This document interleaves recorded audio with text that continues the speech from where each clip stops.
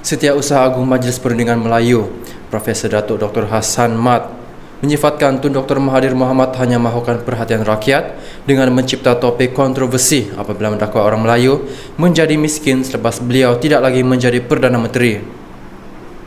Hassan berkata penasihat jawatan kuasa proklamasi orang Melayu itu berbuat demikian sebagai talian hayat untuk pastikan beliau dilihat masih aktif dalam kancah politik negara.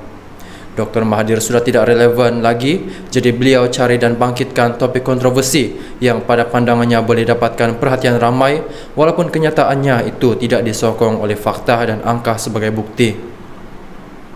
Jadi pada pendapat saya, apa saja kenyataan atau tindakan beliau seeloknya, kita tak ambil perkara itu secara serius, katanya kepada Sinar Harian. Beliau berkata demikian ketika diminta mengulas mengenai dakwaan yang dibuat Dr. Mahathir pada Isnin bahawa orang Melayu hilang segalanya dan miskin selepas beliau meletak jawatan sebagai Perdana Menteri.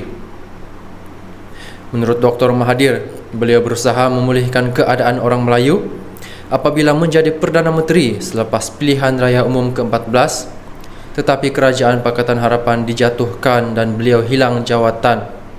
Dalam pada itu, Hassan berkata orang Melayu sudah lama dikaitkan dengan isu kemiskinan hidup dan bukannya disebabkan beliau tidak lagi menerajui negara. Malah dakwaan Hassan, isu kemiskinan terus membelenggu orang Melayu berpunca daripada Dr. Mahathir sendiri yang bertindak menamatkan pelaksanaan dasar ekonomi baru. Pelaksanaan DEB sebenarnya sudah ada kemajuan dari segi pembasmian kemiskinan terutama bagi orang Melayu dan juga dari aspek menghapuskan jurang pendapatan dengan kaum lain. Umpamanya membabitkan peningkatan equity serta peluang pekerjaan. Tetapi Dr. Mahathir lah yang menamatkan DEB kerana dasar ini semasa digubal pada tahun 1970 bukan menetapkan, ia hanya mahu dilaksanakan bagi tempoh 20 tahun. Jadi kenapa beliau nak bising sekarang soal beliau?